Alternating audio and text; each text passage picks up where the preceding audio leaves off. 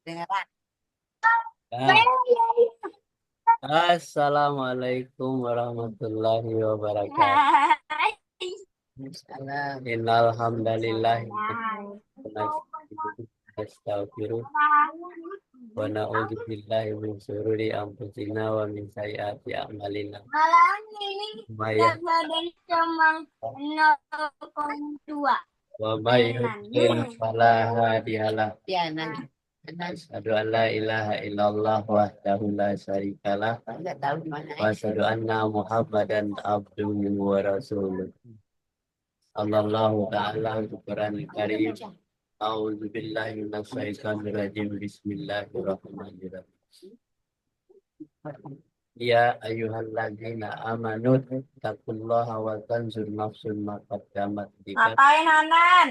Allaha innallaha khabirum bima ta'malun. Sadaqallahu. Minum apaan emang ada? Alhamdulillah kita aturkan kehadirat Allah Air Subhanahu putih. wa Ta'ala. Pagi hari ini kita diberikan nikmat iman, nikmat Islam, nikmat sehat, sehingga kita dapat melaksanakan kegiatan rutin kita pengajian keluarga. Kira Islam ridha Allah. Jadi Islam ridha Allah, apa saja rintangan hidup manusia itu kita baca. Kalau dibaca tuh rintangan hidup manusia. Tim Ya, baca tuh. tim. Tim baca. Gila. Rintangan hidup manusia adalah sifat-sifat iblis syaitan, yaitu dengki, perselisihan, benci, permusuhan, dan pengerusakan. Iblis syaitan adalah musuh yang nyata bagi manusia. Ya, itu namanya rintangan hidup manusia. Rintangan hidup manusia itu melekat di dalam diri manusia sifat-sifat iblis. Setan itu sifat-sifatnya apa saja? Dengki, perselisihan, benci, permusuhan, dan pengerusakan. Jadi kedengkian, perselisihan itu, kebencian, permusuhan itu adalah sifat-sifat setan. Kalau merusak, ujung-ujungnya merusak perbuatan manusia, itu dia sudah membawa sifat-sifat setan. Hmm.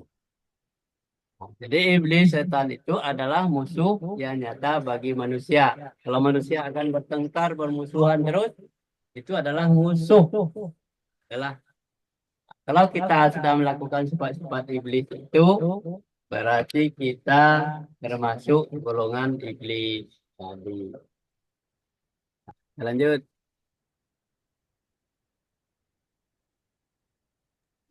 Hanan baca Hanan. Ya tuh.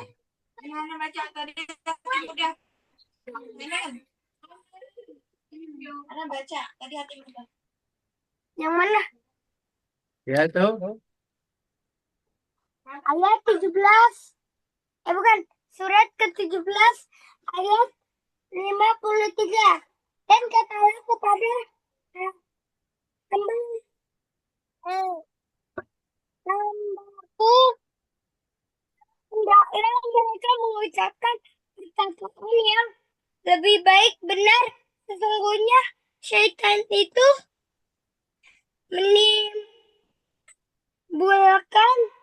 perselisihan di antara mereka. Sesungguhnya syaitan itu adalah musuh yang nyata bagi manusia. Ya. Di surat 1753 yang dibaca Anan tadi, ya.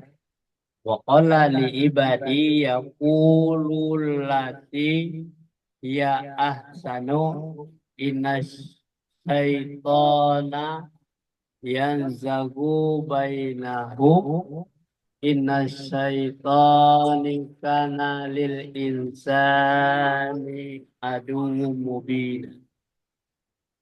Dan katakanlah kepada hamba-hambaku, kata Allah, kepada hamba-hambaku, hendaklah mereka mengucapkan perkataan yang lebih baik dan benar. Jadi, supaya tidak terjadi permusuhan, perselisihan, mengatakan perkataan yang baik dan benar.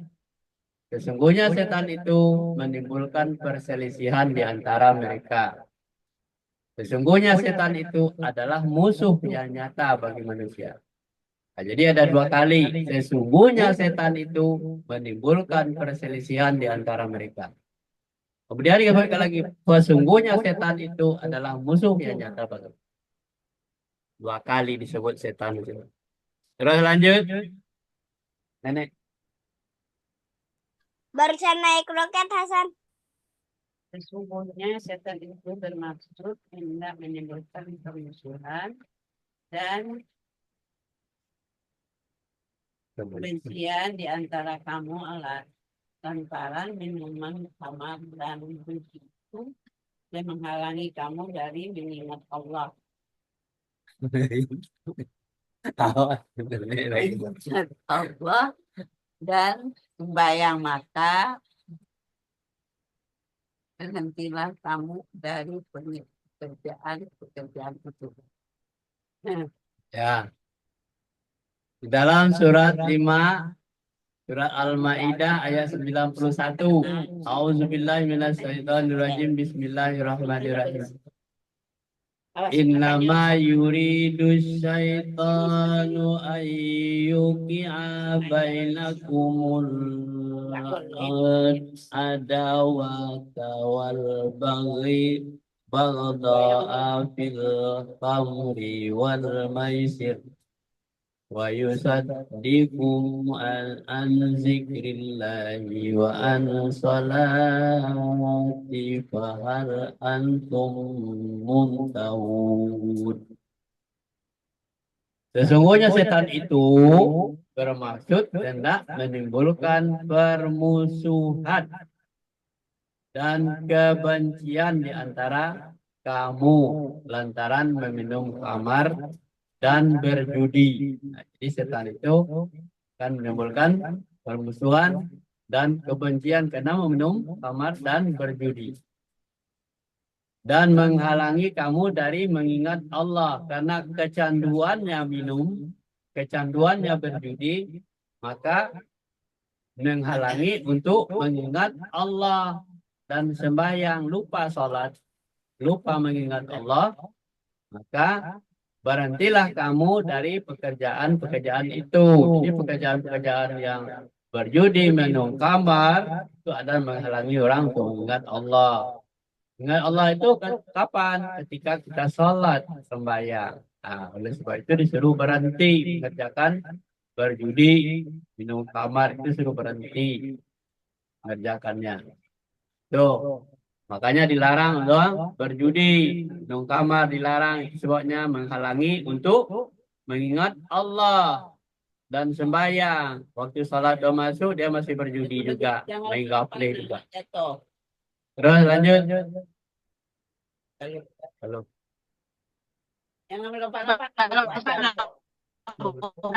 Sungguh Allah menyuruh kamu berlaku adil dan berbuat kebajikan kepada kaum kerabat, dan Allah melarang dari perbuatan keji, kemungkaran dan permusuhan. Dia pengajar padamu agar dapat mengambil pelajaran. Di dalam surat 16 ayat 90, A'udzubillahi minasyaitonirrajim. Bismillahirrahmanirrahim. Innallaha ya'murukum bil adli wal ihsan wa ita'i dzil qurba wa yanha 'anil fahsya'i wal munkar wal baghi ya'idukum la'allakum tadhakkarun. Sesungguhnya Allah menyuruh kamu berlaku adil dan berbuat kebajikan. Jadi Allah merintahkan kepada kita berlaku adil dan berbuat kebajikan. Kalau disuruh oleh Allah dikerjakan, harus adil, kemudian berbuat baik, memberikan kepada kaum kerabat kebajikannya itu, kaum kerabat Dan Allah melarang perbuatan keji dan kemungkaran dan permusuhan.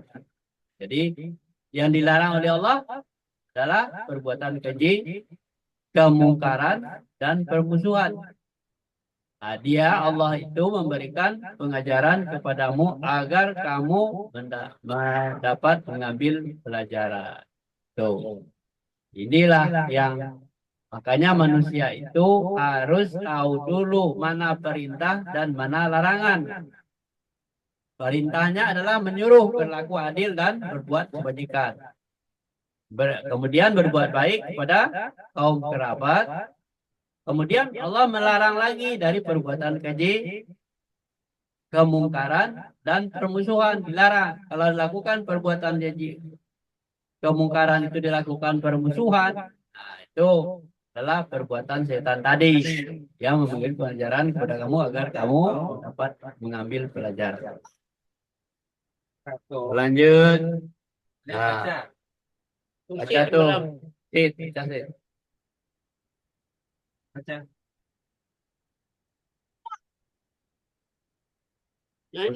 Mana suaranya? Polisi. Hah? Kedengaran? Halo, Kamu yang baca. aku. Ya. Ya. Dan apabila ia berpaling dari kamu, ia berjalan di bumi untuk mengadakan kerusakan padanya dan merusak tanaman-tanaman dan binatang ternak. Dan Allah tidak menyukai kebinasaan. Ya. Di dalam surat 2 ayat 205 Al-Baqarah 205. Wa idza tawalla sa'a fil ardi liyufsida fiha wa yuhlikal harsa wan nasla wallahu la yuhibbul fasad. Dan apabila ia berpaling dari kamu, ia berjalan di bumi untuk mengadakan kerusakan. Nah, maksudnya berpaling dari kamu itu adalah berpaling dari ajaran-ajaran Allah tadi. Kalau dia berjalan di muka bumi akan membuatkan kerusakan dan merusak tanam-tanaman, binatang ternak, dan Allah tidak menyukai kebinasaan itu. Jadi orang-orang yang tidak tahu diri, yang tidak tahu mana perintah dan larangan, dia akan berpaling dari ajaran-ajaran Allah itu. Nah, kita lanjut. Ada siapa lagi nih yang baca? Coba baca Usna. Tante. Tante baca tante. Hilang. Hati mau baca. Ya udah, baca Tim. Gimana sih kamu? Duluan, satu lagi nih. Hati. Nate. Nah. Main sih? Dah baca dong. Cepat. Mana bacaannya nggak ada. Hah? Hah? Bacanya Slide-nya tak nggak ada. ada. Slide-nya nggak ada. Artinya nggak ada. Hilang. Udah habis. Kok hilang? Slide-nya nggak ada. Lah, lagi. Halo. Ah, Hai. sudah. Udah baca. Maka dulu. Udah kelihatan belum? Maka pernahkah kamu melihat orang yang menjadikan hawa nafsunya sebagai Tuhan dan Allah memberikannya berdasarkan ilmunya, dan Allah telah mengunci mati pendengaran dan hatinya. dan meletakkan tutupan atas penglihatannya, maka siapakah yang akan memberi petunjuk sesudah Allah membiarkan sesat? Maka mengapa kamu Biarkan tidak sesat. mengambil pelajaran? Ya. Di surat 45 ayat 23. A'udzubillahi minasyaitonirrajim. Bismillahirrahmanirrahim. Afara'aita man ittakhadha ilahu huwa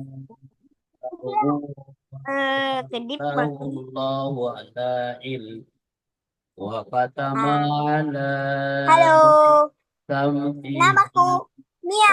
وقلبه وجعل بصره غشاوة فمن يهديه من بعد الله أفلا تذكرون.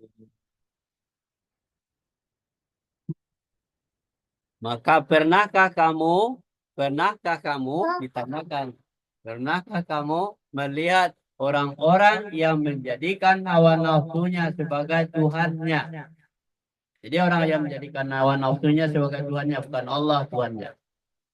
Dan Allah membiarkan dan berdasarkan ilmunya. Jadi orang yang membuat nafsu sebagai Tuhannya itu biarkan saja berdasarkan ilmunya. Ilmu yang dikuasai oleh nafsu. Dan Allah telah mengunci hati pendengaran, mengunci mati pendengarannya dan hatinya, dan meletakkan tutupan atas penglihatannya itu sehingga tidak melihat lagi. Maka siapakah yang akan memberi petunjuk? Kalau dia sudah terkunci matanya, pendengarannya, hatinya, siapa yang bisa memberikan petunjuk sesudah Allah membiarkan sesat? Jadi kalau Allah sudah membiarkan sesat, itu berarti sudah terkuncilah pendengaran, penglihatan, dan hatinya. Dia sudah tersesat. Maka mengapa kamu tidak mengambil pelajaran? Jadi orang yang bertuhan kepada hawa nafsunya. Contohnya korupsi, menjadi-jadi, itu berarti hati dan matanya, pendengarannya sudah tertutup. Kenapa? Dia dibiarkan saja oleh Allah. Kenapa? Karena dia sudah terkunci. Hati, pendengaran, kelihatannya, dan hatinya sudah terkunci.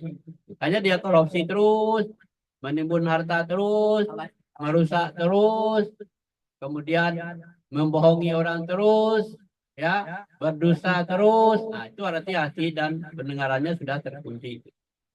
Dan dia tidak dibiarkan oleh Allah. Siapa yang bisa memberikan petunjuk? Tidak ada. Yang memberikan petunjuk itu adalah Allah, karena dia sudah sesat. Maka mengapa kamu tidak mengambil pelajaran? Ya, sampai di sini dulu kajian kita pagi hari ini. Mudah-mudahan mendapat daya dari Allah. Kita tetap semangat. Wabillahi taufiq wal hidayah. Assalamualaikum warahmatullahi wabarakatuh. Waalaikumsalam.